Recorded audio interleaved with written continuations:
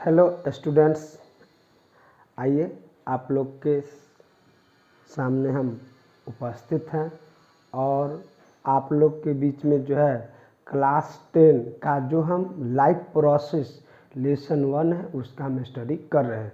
तो life process में हम अभी रिस्पायरेशन पढ़ रहे हैं। तो रिस्पायरेशन में हम जनरल रिस्पायरेशन के बारे में स्टडी कर चुके हैं। अब रिस्पायरेशन इन प्लांट्स हमको पढ़ना है। तो देखिए रिस्पायरेशन इन प्लांट्स, जो रिस्पायरेशन का general format energy releasing process है वही रिस्पायरेशन इन प्लांट्स भी है, बट यहाँ पे some differences are observe as compare to animals. तो चलिए रिस्पायरेशन इन प्लांट्स हम स्टडी कर रहे हैं। तो देखिए वहाँ पे लिखा हुआ है, पहला एरो जो है, plants also respire by taking in O2 and giving CO2 but they do not have a special respiratory system.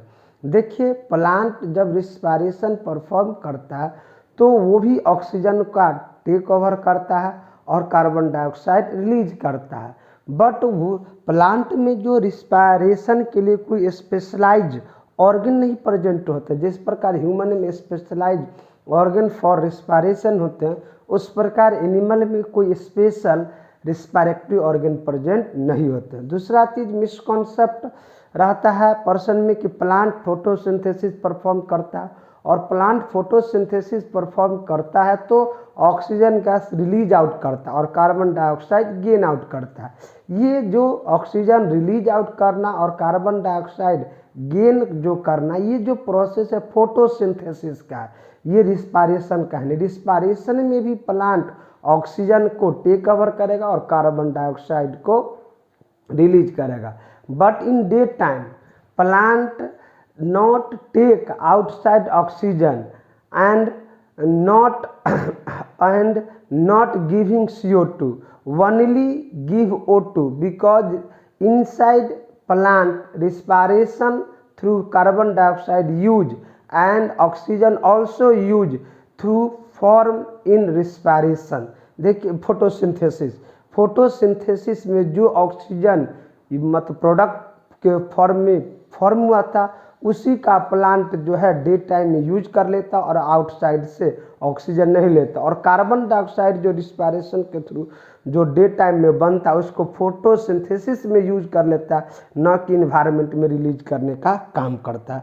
तो ये जो है आप मिसकॉन्सेप्ट रिमूव कर दीजिएगा कि प्लांट रिस्पायरेशन में ऑक्सीजन लेता है और कार्बन डाइऑक्साइड का रिलीज आउट करता है। चलिए अगला है, they do so by the process of simple diffusion. Plant में जो रिस्पायरेशन होता है by the simple diffusion. Simple diffusion क्या होता है आप 9th क्लास में स्टडी कर चुके हैं। तो plant perform photosynthesis through the simple diffusion. अगला है, respiration is rapid in actively growing area like stem, root tips, floral buds, growing fruit, germinating seeds, whereas slower in mature region of plants। देखिए plant का जो growing region होता है वह growing region में actively rapid respiration होता है, like stem and root tips, floral buds, growing fruits, germinating seeds etc। whereas slower in mature reason, जबकि ये जो रिस्पायरेशन है स्लोअर है मैच्योर रीजन में। मैच्योर रीजन जैसे मैच्योर स्टेम या मैच्योर रूट हुआ, वहाँ पे रेट ऑफ रिस्पायरेशन स्लो होगा, जबकि न्यूली फॉर्म प्लांट पार्ट्स में जो रेट ऑफ रिस्पायरेशन फास्ट होगा। अगला एरो है, fourth arrow, respiration in plant is different from animals, the differences are. देखिए प्लांट और एनिमल के रिस्पायरेशन में कुछ डिफरेंसेज है। उस डिफरेंसेज क्या है यहाँ पे देखिए। Number 1, in animals respiration occur by certain organ, while in plants all the parts perform respiration। कहने का मतलब है कि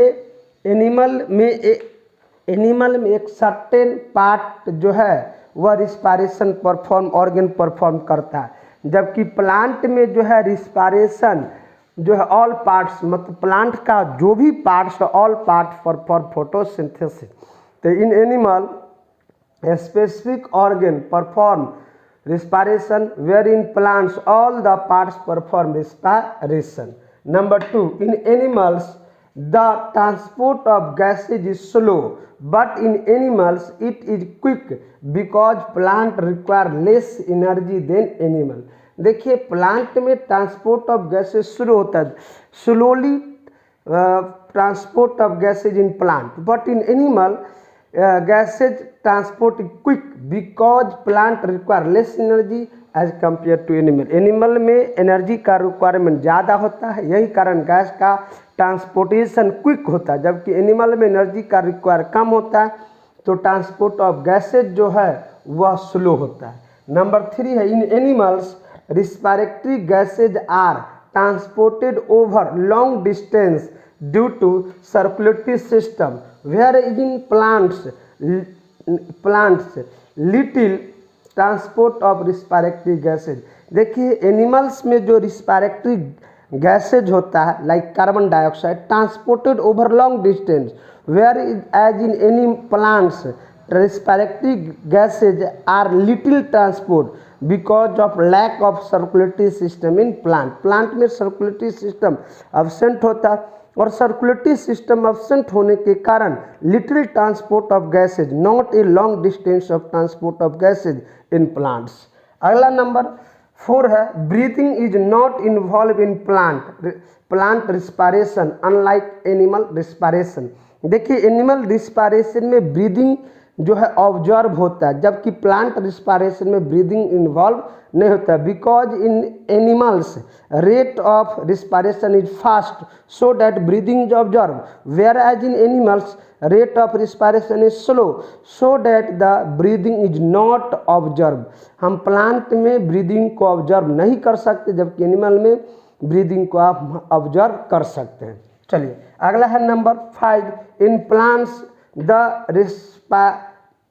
in plants the required oxygen is produced internally during photosynthesis, but in animal the oxygen are required for respiration is taken from outside through breathing. देखिए plant में जो require oxygen जो होता है वो इंटरनली फोटोसिंथेसिस द्वारा भी प्रोड्यूस कर लिया जाता है, जबकि एनिमल में जो भी रिक्वायर्ड ऑक्सीजन है, या लार्ज ऑक्सीजन का रिक्वायरमेंट है या लेस ऑक्सीजन का रिक्वायरमेंट है, वो भी ऑक्सीजन का जो टेक ओवर जो है outside the environment through the breathing, वो आउटसाइड इन्वायरमेंट के टेक ओवर ऑक्सीजन करेंगे और ब्रीदिंग के थ्रू टेक ओवर करेंगे। तो ये डिफरेंसेज प्लांट और एनिमल रिस्पायरेशन में आपने 5 पॉइंट्स पढ़े। अगला हम हेडिंग पढ़ेंगे respiration in leaves and young stem. आखिर प्लांट का लीफ और यंग स्टेम कैसे रिस्पायरेशन परफॉर्म करते हैं। अगर आप जो है चैनल पे नए हैं तो चैनल को सब्सक्राइब करना नहीं भूलें, और चैनल को अवश्य सब्सक्राइब करें। आगे हम स्टडी कर रहे हैं respiration in leaves and young stem. चलिए आइए आगे हम स्टडी कर रहे हैं respiration in leaves and young stem. तो देखिए respiration in leaf and young stem, तो in higher plants respiration mainly take place through the leaf. जो भी हायर प्लांट्स है उस हायर प्लांट्स में रिस्पायरेशन जो है मेनली जो है लीफ के थ्रू परफॉर्म होता है। चलिए अगला है the gases inter and exist in plant through stomata which are present on the surface of leaf and young stem। देखिए प्लांट में जो गैस का इंटर्स होता है और गैस जो एग्जिस्ट जो करता है वह स्टोमाटा के थ्रू करता है, और स्टोमाटा जो है प्लांट के आउटर सरफेस ऑफ लीफ या outer surface of young stem पे प्रेजेंट होते एक छोटा पोर होता है, उसी पोर द्वारा जो है गैस का इजिली एक्सचेंज हो पाता है। अगला जो है each stomatal pore is bonded by a pair of kidney shape guard cell. हर स्टोमाटा पोर जो है एक किडनी शेप गार्ड सेल द्वारा क्या होता है सराउंडेड। जैसे देखिए मेरा दो ये जो हैंड का पाम है, तो इस प्रकार इसको क्लोज कर लिए, तो देखिए ये जो बीच का जो मार्कर है ये एक पोर है और इसको दोनों को सराउंडेड जो मेरा ये जो पाम है ये एक प्रकार का गार्ड सेल है। तो इसी प्रकार गार्ड सेल, दो गार्ड सेल आपस में बंचिंग होके और एक स्टोमेटल पोर का क्या करता है, फॉर्मेशन करता है। और स्टोमेटल गार्ड शेप का जो गार्ड सेल होता है उसका शेप होता है किडनी शेप होता है, इसी को हम बीन शेप भी बोल सकते हैं।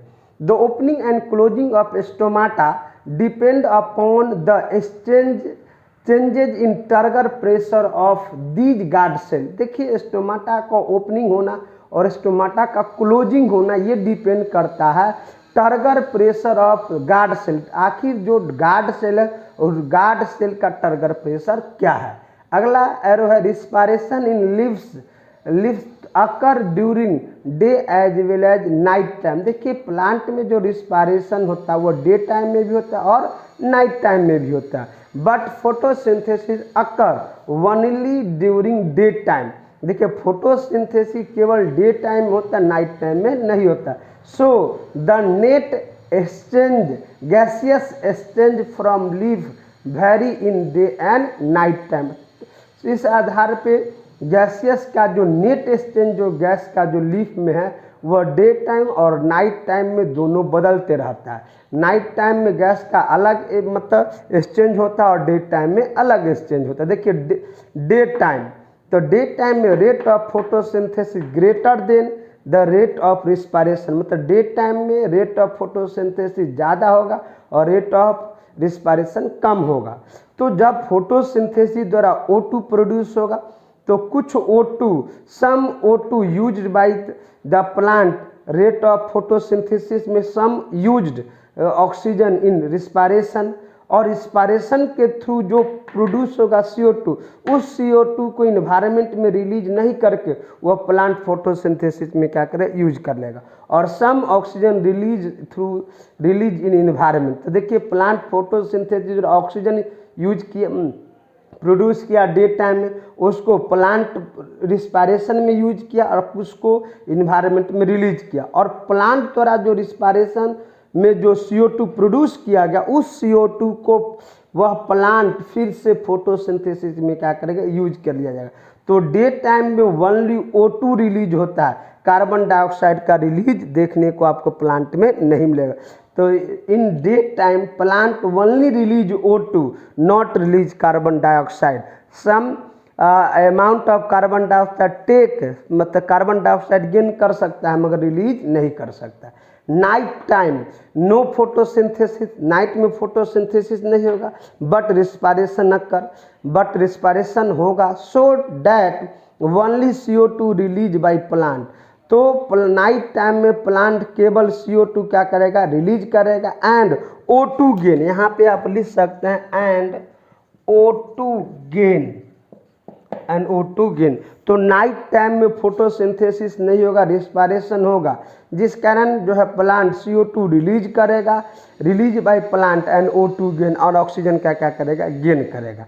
अगला हम लोग का टॉपिक जो है रिस्पायरेशन थ्रू रूट हेयर। आखिर प्लांट में जो रूट है वो कैसे रिस्पायरेशन करता है, तो प्लांट का रूट जो है वह रिस्पायरेशन परफॉर्म करता है थ्रू द रूट हेयर करता है। तो ये जो टॉपिक है रिस्पायरेशन थ्रू रूट हेयर हम अगले क्लास में स्टडी करेंगे। आज यहीं तक। अगर आप चैनल पे नए हैं तो चैनल को जितना के ज़्यादा सब्सक्राइब करें और अपने दोस्तों के बीच में इसको शेयर करें अगर पढ़ने में उनको बेनिफिट हो। तो अगले क्लास में हम मिलते हैं।